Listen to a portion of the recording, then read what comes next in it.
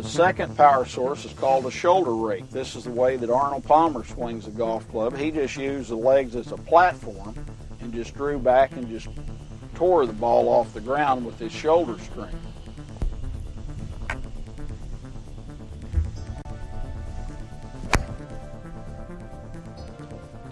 He was always trying to block the hook out of the shot. He was great at it. I mean, he could play just like gangbusters when he was a young man.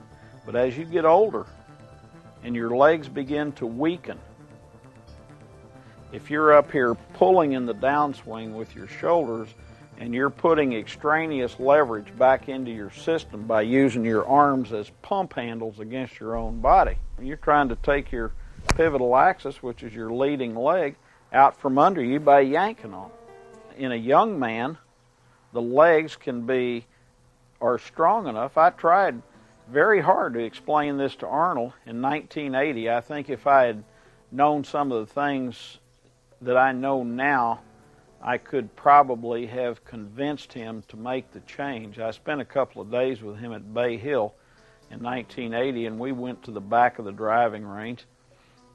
His father had just passed, and his father had been his only teacher all his life.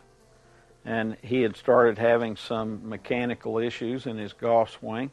We went back there, and he started hitting iron shots, and he got to his 2-iron. He could barely get his 2-iron off the ground. He's hitting these little goat roper hooks out to the left.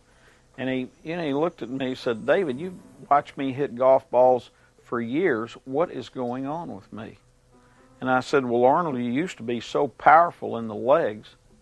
When you put this big violent action on it with your shoulders, you could physically negate a lot of the path movement. Now your legs are beginning to weaken because you're hitting 50 years old. When you put this big tie down on it with your arms, your base is caving in underneath you." It's like, I'll give you some examples. If you have a machine that has a violent leverage action going on it, like you got your washing machine is out of balance or something, and it starts walking across the floor. All right, and in the case of the human body, or in the case of a machine rather, we've got a couple of options. One, we can bolt the thing to the floor.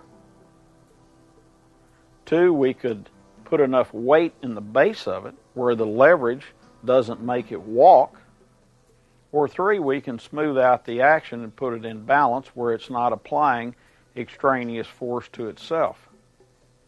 In the case of the human body, we can't bolt ourselves to the ground, nor can we alter the amount of weight in our base. We can over time, I guess.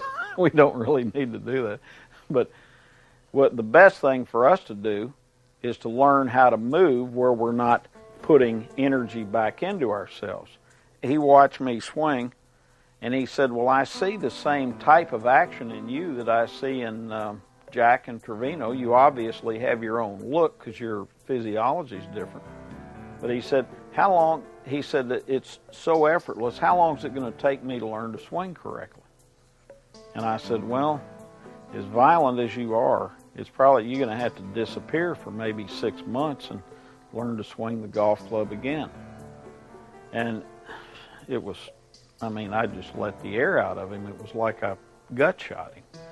He said, "With my schedule, there's no way in the world I can disappear for 6 months. Is there any alternative?"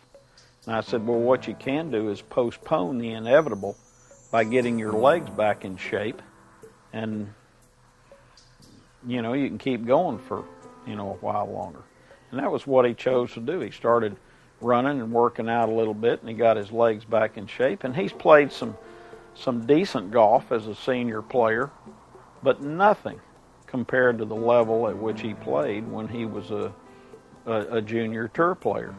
And I think now, in retrospect, looking back 21 years later, 6 months would have been a very, very short period of time, considering what he's had to endure watching his golf game just slowly go in the tank. And it's to me it's very sad because I love Arnold Palmer.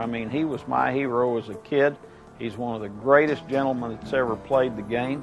I wish he was still out there winning today. And he's just, he defies the laws to such a level.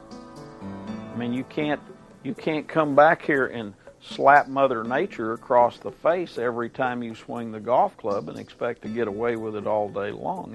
She's gonna bite you before the dust settles.